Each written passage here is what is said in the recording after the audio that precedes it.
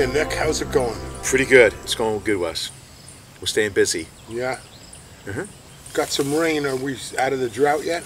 We're not out of the drought, but we got a nice slug. We've got a nice slug of water.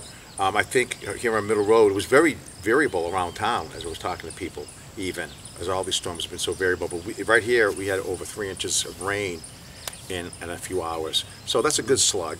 Of course, then it was followed up almost immediately by a heat wave. Heat wave, yep. Heat wave. So that combination really has a profound effect on plants on the farm. So you give them a massive dose of water and a massive amount of heat can really push plants along in terms of maturity pretty quickly. For better or for worse. So we're going to see some significant growth today over the last time. Yeah, yeah, absolutely. It's mid-July. The plants really start taking off now. There's plenty of heat in the soil, and everybody's been fertilized well, and everything happens fast now. There's more and more material to be harvested each week, and there'll be more and more food for you to eat each week. Excellent. Let's go see. Let's take a look around. Excellent. We're at like peak blueberries now. It's third week in July, so this is when we expect this to happen, and it's exactly what right on cue. The earlier varieties have come in, and now the middle varieties are maturing rapidly as some of the later varieties. We have 64 plants in this block, and they're set up so that some perform early, some produce middle, some produce late. I've seen some insect damage, nothing bad. There's always going to be insects, you would think. Some disease, mostly mummyberry, which is the most common disease on blueberries in New Hampshire now. One of the things I do right now is when I go through here, after our harvest, after we pick, I go through with my pruner and I look for what we call strikes. And that's areas on the bushes where you can see the start of a new infection. Where some funguses have landed on it and some leaves have turned like they're burnt, and we call it like a shoot blight, a shoot strike, and you can tell that's a shoot tip fungal infection without getting into which species it is. You look for these anomalous stems, they're easy to detect, and you cut them out with a clean pair of pruning shears, and you keep it sterilized like you're doing surgery. And you cut the tip, you cut the disease part out, and then a lot more, like at least that length more, to make sure you get the whole disease. And then don't put that in your compost, throw that away. And that's a good way of getting a lot of it out, because you're removing a lot of the ability of the disease to spread. Can you show us what that looks like? I can show you what that looks like, yep. You don't have to be a plant biologist or a farmer to look at this and know there's something wrong with this blueberry right here. That is not healthy. That's certainly not healthy. That's dead. That's a fungal infection. It's a shoot blight. These are shoots. Tip blight. Doesn't matter which organism is doing it. You know that's a disease. That's a fungal disease. These can be mitigated. These can be prevented by using lots of sprays. You can put preventive sprays on and prevent things like this. There's different types of sprays, organically approved, conventional sprays. If you use no sprays, and these were not sprayed, sometimes you'll see things like this. What I like to do when I see this, what I'll do come here, I just remove this. This is a new young shoot. See how it's brand new down here? This would have been a nice productive shoot. So I'm sacrificing this though. I'm gonna take that whole thing out, because she'll make more. Matter of fact, here's one right here. This one doesn't have a blight on it. Look, here's one deep in here that does. So these are attempts, things called canes. So this blueberry's throwing up these canes. A few of them got attacked by that fungus with these guys. But if I come through, I'm just taking them right out at the ground. And now, I'm not so sad that the plant got that disease. I avoided the spraying, and I just this is how I'm going to control it. I'm going to come through and cut it out. Nice. Yep. Look in here. Let me get this weed out of here. Oh, get out of there. So, onions, they're bulbing up. Nice solid top. Photosynthesis occurring, capturing that light, making the carbohydrates, building up that bulb. The black plastic has kept the weeds off of them, even as the weeds, intrude between the rows. We'll have to deal with them again. But the onions have been safe from them, and we've been able to fertilize them through the drought, and they're here. So it won't be long. Now what you do is just wait on your onions. The onions will tell you when they're ready. It's one of the crops that's very definitive about when it's done. There's no guesswork. This top will fall down. It's like a flag. Boom. Top flag goes over, onions ready. There's really no further thinking about it. You pull them out, dry them a little bit, eat them. This one here is he's a little damaged. Nice little baby right here.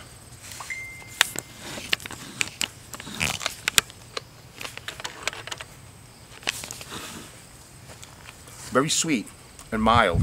These white onions. Mmm. Mmm.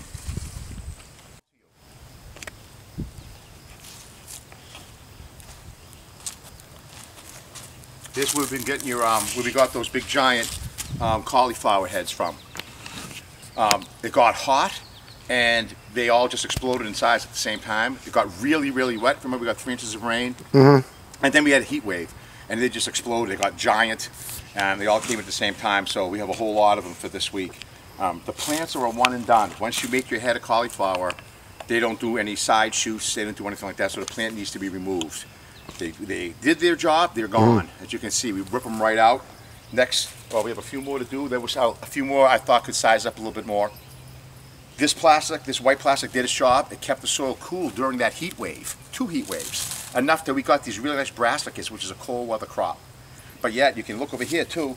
These cabbages will be coming out for next week, and they're enormous. They're enormous. Nice, tight, solid head. Minimal insect damage once you pull a few leaves off, considering that they're unsprayed. So we'll have that next time. Even with the plastic, some weeds find their way into the bed. These are the musk melons, and they're on that special infrared transmitting plastic, which creates the most heat. This is the most heat-loving plant on the farm. It's almost a semi-tropical type plant. It's been bred, though, this variety, to do better in these cold climates. It was bred by Professor Brent Lloyd at UNH to be a more cold, tolerant type of a plant, and to be able to ripen up its fruit quickly in a short amount of time, because we don't have a lot of time.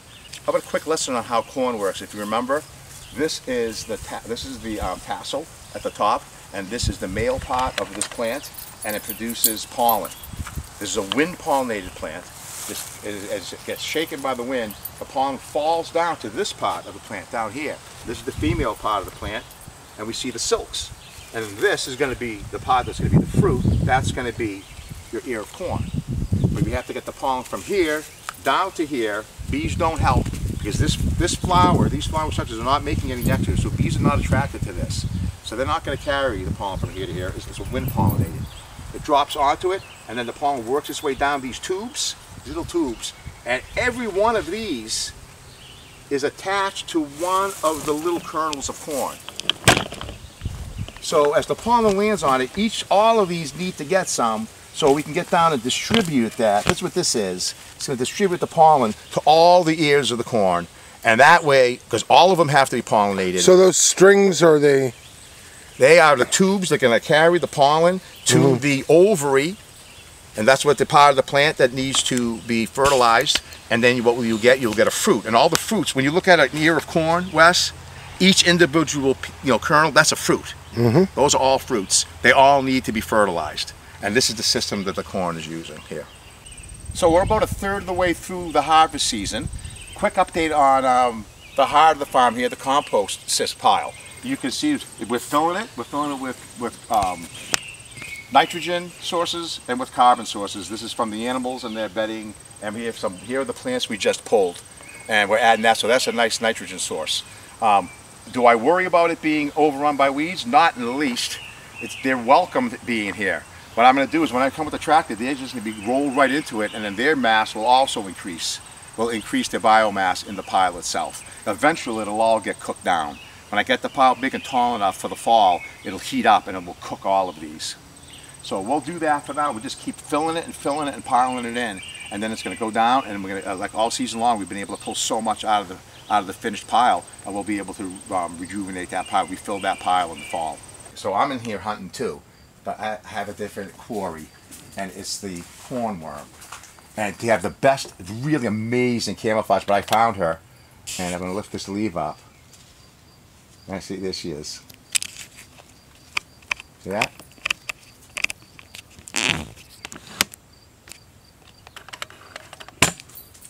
Wow, and I even see another tiny one. This is great. After this, okay, so you can see that, right? So you're just going to take it off? I'm going to take this off. All right, and I'll show you. See, there's the horn. There it is. She's already pretty big. So she's done a lot of eating. But when they first hatch, they're this side. Check this out. Look right there. You see that? It looks, what's sticking out there? See, yeah, that white thing going this way, and with a black hornworm. That's the hornworm. That's this. That's the one that's going to be bigger than your thumb in about 3 weeks, 4 weeks, and will eat all your plants. But so they eat off. So this, she comes off too. But you can see it's pretty hard to find those, which is why often if you have a big commercial farm, you can't be out here forever picking these off, right? And still have your organic tomatoes. So they'll resort to using the spray, and the BT is the one to use. Conventional sprayers use it too because it's inexpensive and it works. There really is no need to use anything more toxic. It's fortunate in this case that the organic spray is the one that works the best, is the BT. There he is. You have them for breakfast? Do I? And I'm vegetarian. Oh. It's right where the water goes. He's a robber. He'll take the water. That's where we irrigate through, or fertigate. So we bury it. We bury the line. It's right down to where the tubers are being formed. We can put the water right where it's needed for the plant. The feeder roots are down there anyway. And so we've done our second mounding on the potatoes today. So we got a nice big mound, 2 big long rows, and healthy tops. And some healthy tops on the plants. And very little, you can see as I tap these, you can see some white flies coming off them. I can see them. And I can see some leaf jumpers too. Down below there was also some Colorado potato beetle. So there's been a lot of insects on these.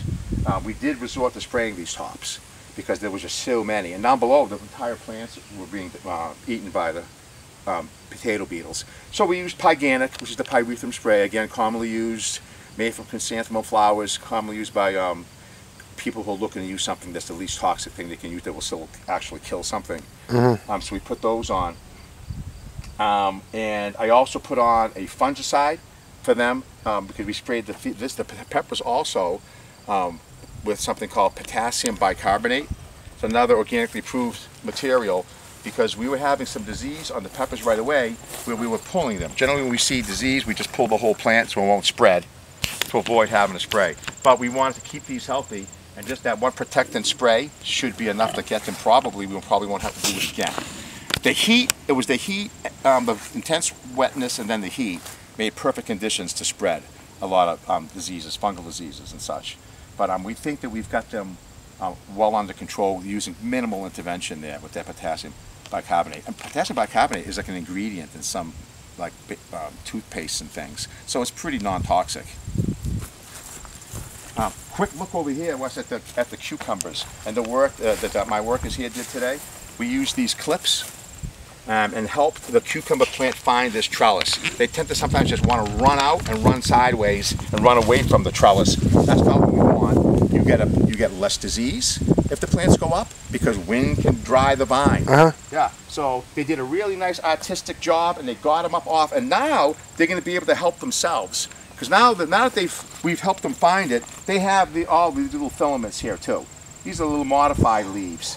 And they can just grab, and when they touch, they're going to wrap. Once you show it, put them on the trellis with these clips, now they can use their own materials to hang on to it. It's really nice. They look good, and there's a lot of them. Some of the vines are longer down back. There's some little tiny fruit here too, and they're just getting going. But so it looks good. Things are looking good for the cucumber crop. But yeah, it is about detail. Yeah, we try to pay great detail, integrated pest management. A lot of it is scouting, and I talk about what my work is about scouting, and they're very good at that, at finding things, seeing something out of place on a plant, or something not right with a plant. Is it deficient in some way? Does it need something? Is there a pest? And then we can get right on it right away. Yeah, pay attention to detail. We do a lot of that, and it's paying off again, and we have some really great crop over here again. That's going to be coming in, so we're excited about that.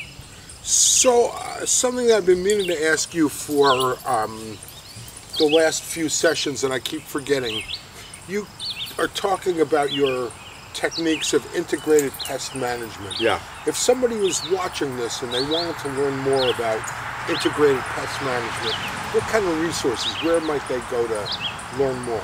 Go to any one of the university websites and think of cooperative extension. If you're familiar with cooperative extension, all these land grant colleges these colleges were originally made as agricultural schools, as UNH was, and that's part of their mission, is to reach out to the public in terms of lots of things, societal things, social issues, but also in terms of agriculture. And so you have an agricultural agent that you can, for no cost, have that you can consult with for your own home garden. And they have lots of resources on pests. There's places to send soil samples, soil testing. There's lots of free services also, and just information. So you go to the UNH website, go to a cooperative extension, and go to their agricultural links. And but it's not just, I mean, by the way, it's not just confined to New England. Cornell, but any information they're looking for online about plants, I highly recommend that you go to a .edu site. Go to a school, go to a college, and look for their information. Go with the scientists. I was just at the Cornell ornithology site, which is really a cool site. We've been seeing a lot of different species of birds. Excellent, that's a good example. Yeah. This has been great as usual. Always fun. It's really interesting to see the crops coming alive before our eyes, and great. I'll see you next time. Right, thanks, Wes. Thanks you. Thanks for coming by. Hey, have a good one, everyone. See you. Bye. I'm Diane Hall. Hi. Live about a mile from here over on South Road. And did I understand this is your first year? Yes. Here? So how'd you hear about the Be Thankful Farm? Actually, somehow on Facebook. I love it. Oh, yeah? We've been so happy with it. My husband and I, we like it because we're trying things we haven't tried before, eating more vegetables, which we know is good for us, and it's just fun, you know, it's fresh and healthy. Now we've actually been trying out the fresh peppers with onions, which have been great. Let me see. The peas, we've been doing those a lot in salads, which I've never done, and we've never done mustard greens before, which we like. We put that in salads. We use that instead of lettuce on some of our sandwiches, and we've also sauteed it, but we actually kind of like it fresh better. Excellent. Well, thank you very much. You're welcome.